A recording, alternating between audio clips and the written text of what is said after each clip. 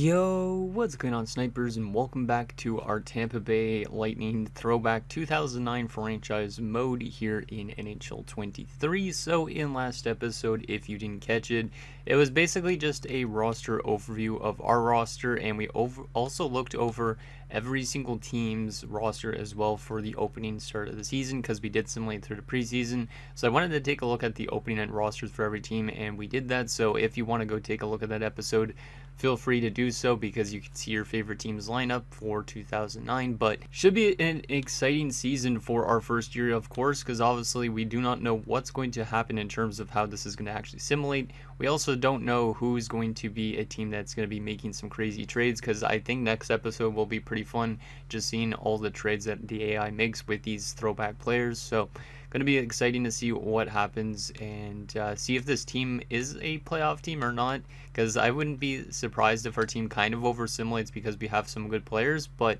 at the same time we don't really have the best depth. So hopefully we're kind of a team that kind of doesn't do good in this first year in a sense, but obviously we kind of want to do good too in a way, because we don't have this series running super long. So but yeah, this is basically what we're running with for the start of the year. Obviously we can make some line adjustments as we go through the season, but that's what we're going to be running with for the opening night. Now, before we get into starting up the season simulation and probably simulating like 41 games, I do have a couple comments to go over. So the first one is from Saturn Otaku, who says, looking at the lineup reminds me of just how far Tampa fell after winning the Cup in 04. Hopefully you could do just as good, if not better than Stevie Y in rebuilding the franchise. And then he also says, edit that Stanley Cup champion Jack Johnson to you. So yeah, I agree. This team definitely fell off a lot since their Cup win in 04. But one thing also, which is kind of crazy, is, well, I'm currently actually working on like a 99-2000 spreadsheet type of thing for NHL 24, and that Tampa Bay Lightning team is absolutely tragic. So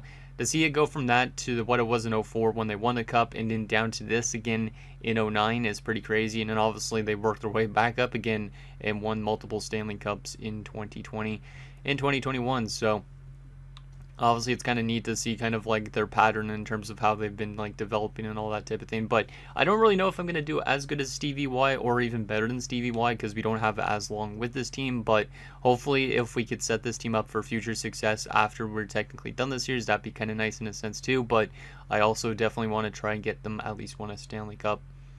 The next comment is from Rainus19, who says, I've been practicing with Martin's Carson since March. If you release him, I'll let him know.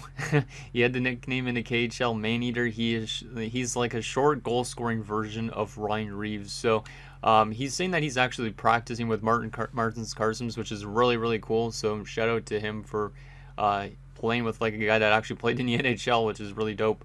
I didn't realize that he had the nickname Maneater. That's pretty cool. So if he's like a short Ryan Reeves, I probably should have made him more of a grinder than a playmaker, but I did think he had more offensive capability though. So I don't know. I don't know if these actually make sense to where he actually is in real life, but yeah. If Martin's Carson's actually panned out to being a solid player, that would have been not that bad for the Lightning, because I mean, 22 years old, do you think he could have probably lasted longer? And I looked at his like stats, he was good at the AHL level, so I think he could have been a decent NHLer maybe, but he wasn't really given that opportunity, it seems like. But Tampa acquired him, and then like also I think it was like Matt Lashoff I was looking at recently for Mark Recchi, which is crazy because Mark Recchi was on this team up until the deadline. So that's kind of nuts that Carson's got dealt for a guy that's now in the Hall of Fame. And then the last and final comment I want to go over is from Pens Gaming 7, who says, I think you should sim first and see how the team does, but you should definitely pick up a right-handed defenseman, seeing as every single D you have is left-handed, including Hedman and Ekman-Larsson in the draft. So yeah, I don't know why there's just so much left-handed defenders, but you can see with our lineup, yeah, it's all lefties. And then also if we were looking at potentially getting Hedman and OEL in the draft, if we are to be that high of a pick, they're both left-handed as well, so it would be nice to get ourselves a right-handed defenseman. But if we have like a high-up pick, obviously I'd be still taking Hedman. But if we are to get like a pick all the way up here, I mean, this guy's technically a right D, but he shoots left, so that's kind of annoying. I don't know if there's really a lot of right-handed defensemen in this draft either. It looks like mostly lefties. Jeez, that was a tongue twister. So let me just take a look here. Yeah, see, there's like right-handers that go in like the early second round, but for first round picks, if we have a high up pick, we're gonna probably have to go with the left-hander, unfortunately. So but we will be able to find some righties in other rounds. There's a guy named Quinton Agostino. You could say the brother of our boy Agostino from Arizona. That'd be actually kind of cool. So there's that. And those were the comments that I got in last episode. Well, there was other ones too, but they're not as relevant to what we should be doing with this team and all that. So that's why I didn't go over them. But a shout out to you guys. Thank you for the support on the first episode. Hopefully we can keep this momentum going throughout this entire series. So anyways, I think we're ready to go. I think we're ready to start simulating and seeing what this team could do. Obviously, it's a little bit weird having Carson's in the top 6, but I think if he could play with these guys like Stamkos and whatnot, he should be able to produce, and hopefully that gives him a little bit of an overall boost. He is listed as a 4th-line forward in this franchise mode, so he technically might be able to develop into being like a high 4th line or maybe a low 3rd line forward, but I don't think he's going to be a guy that's going to fit in our top 6 for the future. But I'd still would like to kind of hold on to him just because of Reynos's comment. That's kind of neat, though, that he's practicing with him, so it would be kind of neat if we could hold on to him, because if we don't hold on to him, I could see any other team just throwing him to the AHL, which I wouldn't really want that to happen. So there we go. Let's get simulating and see what happens. We'll take it a little bit slower, like 1 month at a time, but we are going to go to game 41 at least, so that way we get a good chunk of the season done with, because like I said, I don't have a whole lot of time to have the series running, so I would prefer if we could get through these seasons kind of fast as possible. So maybe in like 3 episodes we get through an entire season, basically, is what I'm trying to get after. Unless there's playoffs, I guess. But let's go to the 31st and see how we do in our first month of action. We won't take a look at player stats till we actually get to, till probably game 41, though. Our Tukin was never injured. So far, we're winning more games than I was expecting us to off the gate, but it's probably because we have good players. And oh god, that's not great. So in Reynos's second comment, which I didn't read because it was a reply to me, he was telling me, he has said that right now that Carsons is actually worried about finding a club for himself or even considering retirement due to the injuries and surgeries he's had over his career. Well, look what he just had happen. He just had a concussion. He's only out till November 2nd, but that's a little bit realistic, I guess. But then again, when he was younger, he probably didn't have as much injury trouble as my guess, but maybe later in his career he did. But that's kind of crazy. Well, that sucks. Probably because he's a bit of a smaller guy, so he's probably getting knocked around a little bit. Maybe that's also why he didn't have a long NHL career, just because of size, because back then size was still kind of important. So 7-7-2, not the worst start in the world, not the best start. The Thrashers are off to a terrible start. Oh my goodness. In their first 11 games, they only have 5 points and 1 regulation win. Jeez. Okay. Well, the Thrashers are tanking apparently to get John Tavares, it seems like, at this rate. This is why this type of mode is a lot of fun, just to see what teams are actually doing good, because sometimes this game just like throws out really weird things where players or teams that shouldn't win Stanley Cups win cups. So we might see something weird happen this year, but we might also see some realistic results too. Yeah, that's crazy. We're only a point back of the Caps. Currently the Hurricanes are leading our division. So there is all that. Let's go another month. Like I said, I don't want to be taking a look at player stats just yet, because I would prefer to see that once we get to the end of this episode. Noah Welsh was playing forward, and he actually gave that second line good chemistry. That's really weird. I don't know how Noah Welsh is good as a forward, but okay. Because that guy was like a pure DFD in real life. Yeah, it's kind of good that we're not playing that good. And the trade offers in this are going to be fun to look at too, just to see how bad they are.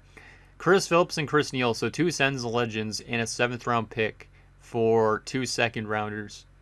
That seems kind of weird. I'm not going to do that, obviously, because Ottawa should not be trying to trade away 2 legends like that, but they are. Marek Malik's been injured. Let's just put Welsh in his spot, because Welsh is our depth guy. A 5th and Welsh for a 3rd. That's not actually that bad. We move up 2 rounds, just giving up Noah Welsh to Anaheim, but I'm not going to be making any trades in this episode, because I prefer to see where we are at that point. And also, Welsh has gotten time to play in the lineup so far, so it's probably important that we hold on to Welsh a little bit longer, just so we don't have to put in like some guy from the AHL.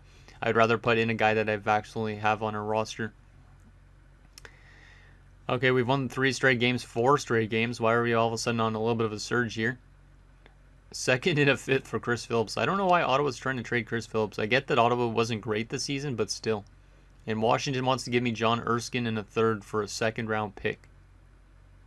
That seems kind of weird, considering he's not even really making that much. Like, they only move up 1 round, but they get rid of a top 6 defender. Weird.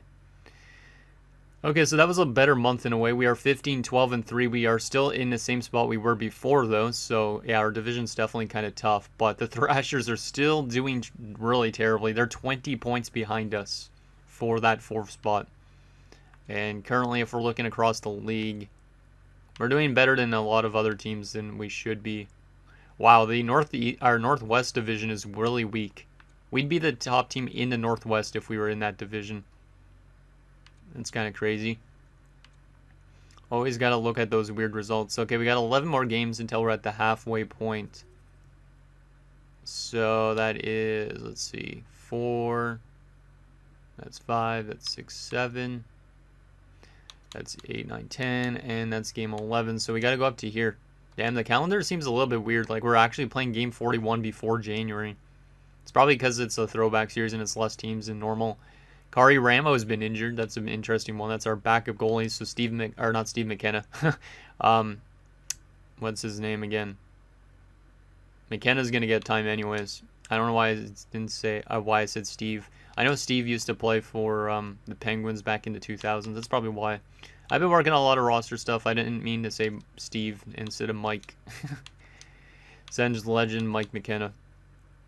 So there we go. Keep on simulating here. We're losing games. We lost to the Thrashers. Well, that's not great. When you lose to a team that's been doing that terribly. Oof. So halfway through the season, we are 19, 19, and 3. We are the second worst team still in our division, but we technically are like on par with a lot of other teams, it seems like. So we might be in a playoff spot. I don't even know. So let's take a look at where we're sitting in the entire league and all that. Wow, okay. Yeah, Le Cavalier and St. Louis are, like I said, going to be our main cause of offense, and that is the case right now up to this point. Le Cavalier is on pace for 102 points this year, so that's pretty nice. There's a big gap in between how much games people have played, though. Like, there's teams that have played only 34 games, and we've already played game 41. So, I guess, like, whoever makes the playoffs might be decided in, like, the last, like, month of action or something like that. It's crazy. Yeah, and then the Thrashers have only played 33 games, and we've played 41. That's 8 more games. What the heck? Like, what is this schedule? It seems really weird. Oh, well. Oh, well, let's take a look at league standings currently at the moment. See where we're sitting in the entire league, I guess. Actually, no, let's go Eastern Conference to make it a little bit more visual. So in terms of the Eastern Conference, yeah, we aren't in a playoff spot at the moment, but we're just outside of a playoff spot. Currently, the Toronto Maple Leafs have the last playoff spot, which is kind of funny because they shouldn't be even in the playoffs. Boston's there, Pittsburgh, Carolina, the Devils, Florida's in the playoffs. I don't know how. Washington's number 2, and Montreal is the best team in the East here so far in 09. Damn. Just in case you guys want to take a look at that. Right now, our defense is definitely our problem. We're not, we're not bad offensively. It's definitely our defensive play that has dragged us down a lot. We are the second worst defensive team in the Eastern Conference at the moment. So that's something that needs to improve if we were to want to make the playoffs. Power play percentage-wise, we're pretty good. So yeah, once again, the offense is good.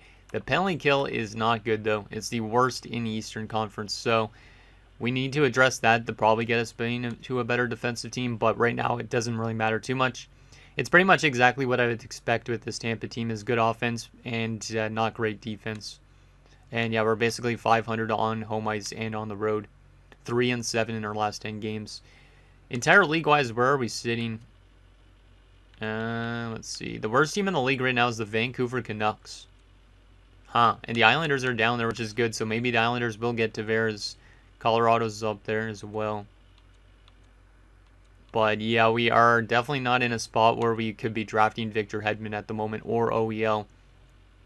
So that's kind of weird. Who's the best team in the entire NHL? It's Montreal still, and then Detroit. Of course, it's Detroit.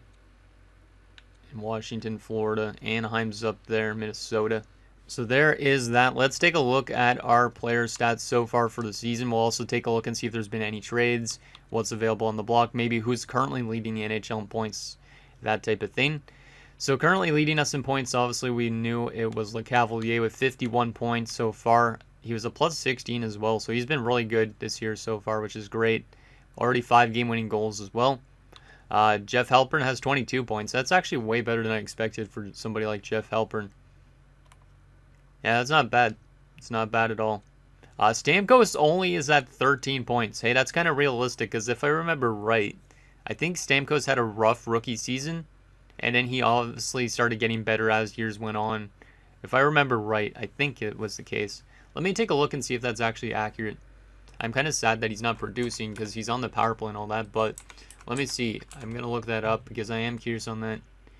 Yeah, Stamkos' rookie season, he had 46 points, and currently he's only on pace for 26, so he's definitely under-simulating in this season, but he was 9th in Calder votes in that 08-09 season, so at least it's kind of realistic that he won't win the Calder likely, but he's been having a really rough time. Really bad plus-minus like in real life in his rookie season as well. Not ideal, but he should get at least some development in being a good player next year, and hopefully he starts to produce more than that. Ryan Craig only has 1 goal in 41 games, but 11 points. Like, when Ryan Craig is almost producing at the same level as Stamkos, that's a bit weird. Left wing-wise, Prospol's been good too, so it's been mostly our top 6, I guess, or our top line in specific. Prospol's got the 48 points, the plus 14. Pettinger's got 21 points. That's better than he should be doing, but oh well. And Malone's only got 18 points. So Malone and Stamkos are kind of struggling a bit. Which is weird. So maybe I have to rework that second line a little bit. Right wing wise, St. Louis got 51 points. He's been good as you would expect. Downey 13 points only, minus 2. Carson's got 13 points in 37 games and a minus 8. He's not developing still, which kind of sucks because I was hoping he would. I mean, that's not bad. For a guy that's only a 75, I'll take it. He's outproducing Artukin and Hall, who are both 79 overalls, so I like it. Defensively, Mazzaros has been really good. Why is Andre Mazzaros this good? Jeez. He's shooting like 2 shots a game, but he's got 36 points. He might be up there for a Norris, potentially. Every other defenseman hasn't been as good. Krejcik's 12 points. Rangers plus 12, though, which is nice. 11 points. It's maybe 7 points. Marek Malik has had a really tough time this year. He's a minus 15. So there's a couple outstanding players in terms of defensive play. Melikar 5 points. Welsh 1 point and a minus 4 through 6 games. And then goalie-wise, yeah, this is why our team is not good. The goaltending is tragic. Mike Smith not doing too well. Kari Ramos doing terribly. And Mike McKenna absolutely did terrible in his first game. He allowed 1 goal on 4 shots. So he's got a 750 save percentage because of that. Now the question is, who's leading the league in points and all that stuff right now at this stage? I'm curious on that front. Ovechkin, 55 points. He's leading the league. Lecavalier and St. Louis and Prospol are all 2, 3, and 4 though in the league. That's actually pretty awesome. That's pretty awesome. I didn't expect him to be up there. Semen's also up there because he plays with Ovi. Zetterberg. Marian Hosse is up there for Detroit. Paul Stastny. Best goal scorer so far, Ovechkin with 32. Zetterberg up there as well. Gaborik, Marleau, Lecavalier. Not bad. Who's up there right now for potential Selke candidates? Always fun to take a look at these stats. Probably Datsuk. Yeah, it's probably going to be Pavel Datsuk. Because Datsuk has been great at faceoffs and takeaway-wise. Eric Christensen's actually doing pretty well, too. Most fights right now so far by Ford is Ian Laperriere with Steve Vaught and Paul Gostad. I kind of make my guys fight a little bit too much, so I might have to turn that back for NHL 24 a little bit. Defensively, best defenseman up to this point is Markov, but Mazzaros is number 3. He's tied with Gonchar actually for 2. That's crazy. Didn't expect Mazzaros to be this high up. Hey, Mike Green scoring goals. That's realistic. Char up there. Not too bad. Goalie-wise so far, Carey Price has the most wins. Is this Carey Price's Vezina Trophy winning season? Yeah, Carey Price is looking like he's going to be a Vezina Trophy winner this year.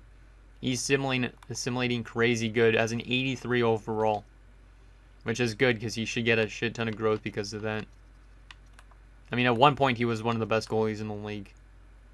Martin Brodeur leading in assists right now. And best rookie based on actual rookies, because we're not looking at the guys that are 24, that this game still considers rookies because they're creative players. The best guy that's like 18 or 19, I'm looking for. Let's see, or the guy that's actually in a rookie season. Yeah, most of these guys are all the overagers. I don't know who actually, Hansel would be in his rookie season, so maybe Martin Hansel or something like that would be potential rookie of the year, or Patrick Kane actually for that matter would be up there. So there is all of that. Let's take a quick look at the trading block and also see if there's been any trades around the league at this point. Obviously, next episode we'll take a look after the trade deadline to see if there's any blockbuster trades. There was no trade so far. Huh. Interesting. So there's that. Let's take a look though at the block and see what is out there. And we'll also take an updated look at the draft class as well, just to see if there's anything that we know about it yet. So Jaguar's still on the block. I don't think we're trying to contend anyways, but we could trade away some players if we really want to. Or we could just try and bring somebody in that could help us out next season. I don't really know. We don't necessarily need to make any moves, but like we could just basically see how we do for the first year and then kind of make moves in the off season. But there's a lot of good players on the block that can make our team good right now, like Brindamore, Cole. Like we are kind of fighting for a playoff spot. So bring back Nikolai Hebby-Bullen in Tampa Bay because we need a goaltender. That might be something interesting.